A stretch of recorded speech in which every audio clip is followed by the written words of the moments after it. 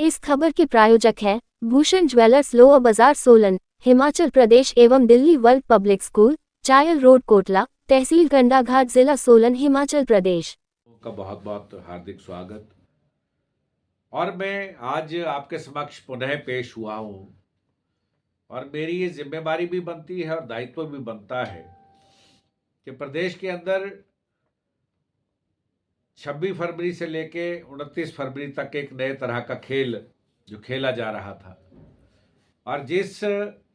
खेल को खेलने में किन किन लोगों ने अपना योगदान दिया और किस तरह से सरकार को अस्थिर करने की कोशिश की गई, वो बड़ी दुर्भाग्यपूर्ण थी। और हिमाचल प्रदेश एक शांत प्रदेश होने के साथ साथ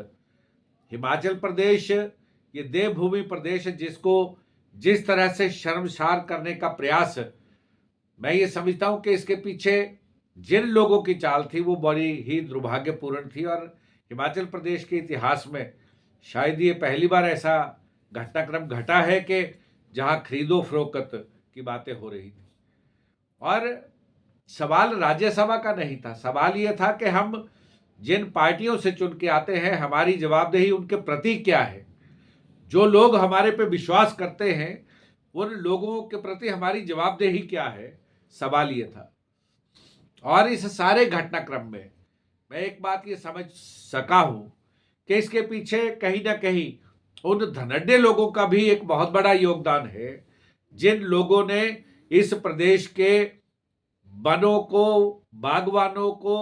और प्रदेश के संसाधनों को लूटने का जो प्रयास किया है, उसके पीछे उनका भी बहुत बड़ा हाथ है। क्योंकि जब से प्रदेश में सुक्खू सरकार बनी और प्रदेश के माननीय मुख्यमंत्री ने प्रदेश के जो संसाधन है उनको लेके आगे बढ़ने का जो प्रयास किया और जिस तरह से विकट परिस्थितियों में प्रदेश सरकार को चलाने का प्रयास किया, आज अगर उसको अस्थिर करने की बात है तो मैं समझता हूं इसके पीछे वो लोग, जिन लोगों ने प्रदेश सरकार को अस्थिर करने के लिए शुरुआती दौर में, चाहे वो एसीसी सीमेंट की बात हो, अंबुजा सीमेंट की बात हो, चाहे वो बागबानों के साथ किया बहुत बड़ा एक धोखा हो, उस तरह के बहुत से प्रयास किए गए। लेकिन प्रदेश सरकार ने बड़ी चुस्ती और मुस्तैदी के साथ इस सारे प्रकरणों को आगे बढ़ाते हुए और इस समस्या का समाधान करते हुए लोगों को निजात दिलवाने का प्रयास किया। लेकिन ये जो घटनाक्रम घटा है, मैं एक पार्टी का कर्मठ सिपाही होने के नाते मैं इस बात को बड़ा दुर्भाग्यपूर्ण मानता हूं कि हम लोग, कांग्रेस पार्टी जिस व्यक्ति को हाथ का चुनाव चिन्ह देके भेजती है, हम उसके साथ हो लेते हैं। और हम लोग इतने वर्षों से कांग्रेस पार्टी के साथ हम चल रहे हैं, लेकिन हम लोगों ने कभी अपने स्वार्थ की राजनीति नहीं की। हम लोगों ने संगठन को सर्वोपरि मानते हुए हम लोग उनके साथ चले। लेकिन ये जो घटनाक्रम घटा है, इस घटनाक्रम ने शर्मसार कर दिया है इस हिमाचल प्रदेश को पूरे देश के अंदर। और मैं इसमें एक बात और ये जोड़ना चाहता हूं कि भारतीय जनता पार्टी ये खेल कब तक खेलती रहेगी। पिछले 10 वर्षों से जिस तरह का खेल ये हर राज्य में खेलना चाहती, यहां भी अब वो औंधे मुंह गिरे हैं और उनको अभी भी वो लोगों के बीच ये कह रहे हैं कि सरकार अस्थिर। मैं ये दावे के साथ कह सकता हूं कि हमारे जो ऑब्जर्वर्स आए थे, हमारे जो 34 विधायक हैं और हमारे प्रदेश के माननीय मुख्यमंत्री और स्पीकर महोदय, मैं इनको साधुवाद देना चाहता हूं कि इन्होंने बड़ी कर्मठता के साथ एक सूझबूझ तरीके से जिस तरह से इस सारे प्रकरण को उन्होंने खत्म किया है, ये वो बधाई के पात्र हैं। और ऑनरेबल स्पीकर साहब तो उन्होंने, क्योंकि वो स्वयं वकील हैं, उन्होंने जिस तरह से कायदे कानून के तहत रहते ये कार्रवाई की है, उसके लिए वो बधाई के पात्र हैं। और प्रदेश के माननीय मुख्यमंत्री और जो बाकी विधायक हैं, उनको मैं साधुवाद इसलिए देता हूं कि इस कठिन समय में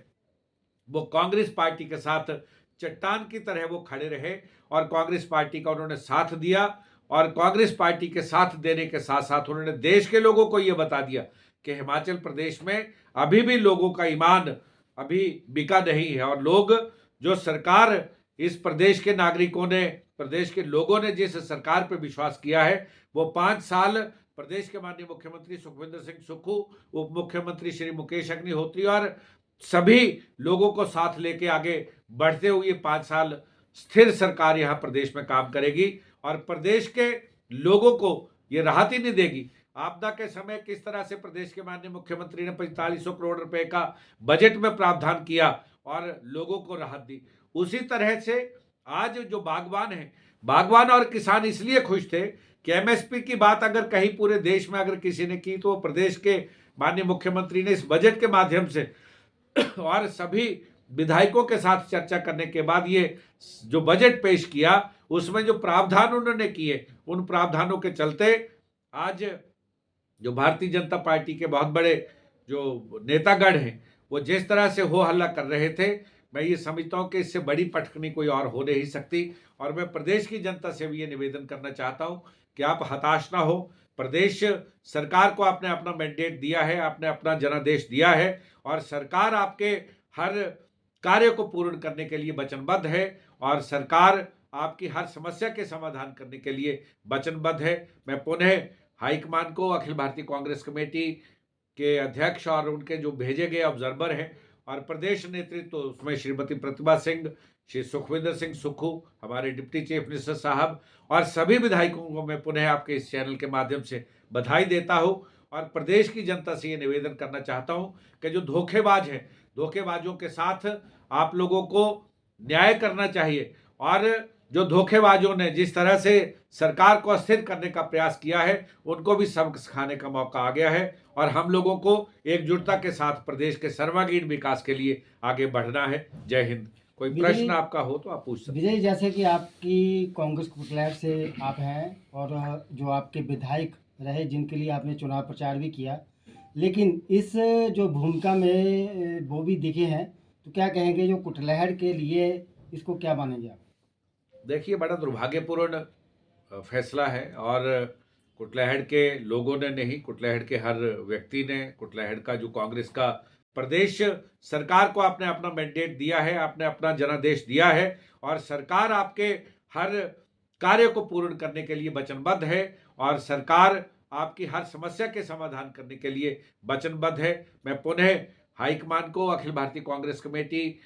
के अध्यक्ष और उनके जो भेजे गए ऑब्जर्वर हैं और प्रदेश नेतृत्व तो उसमें श्रीमती प्रतिभा सिंह, श्री सुखविंदर सिंह सुक्खू, हमारे डिप्टी चीफ मिनिस्टर साहब और सभी विधायकों को मैं पुनः आपके इस चैनल के माध्यम से बधाई देता हूं और प्रदेश की जनता से ये निवेदन करना चाहता हूं कि जो धोखेबाज हैं, धोखेबाजों के साथ आप लोगों को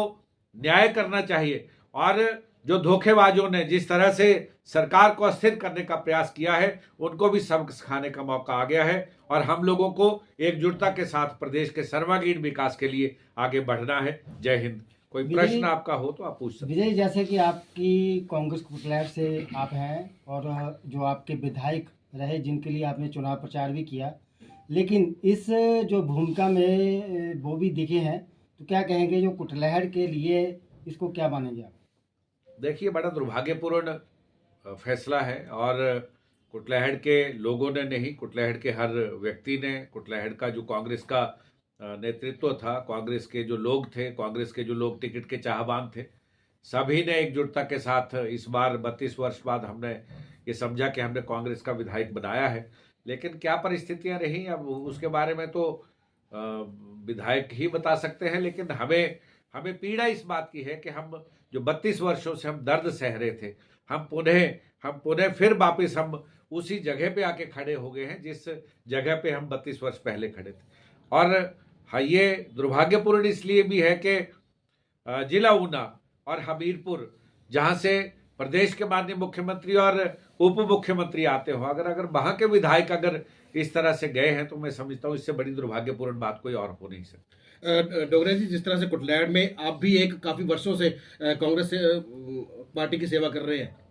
तो सर क्या माना जाए कि आपको टिकट ना देते हुए, बिक्कू को टिकट ना देते हुए, जो बंदा बीजेपी पार्टी से उठ के कांग्रेस में आया था उसको पहले टिकट दिया गया, तो क्या माना जाए कि ये सिर्फ और सिर्फ पैसे की राजनीति है, देश सेवा की कोई राजनीति नहीं है?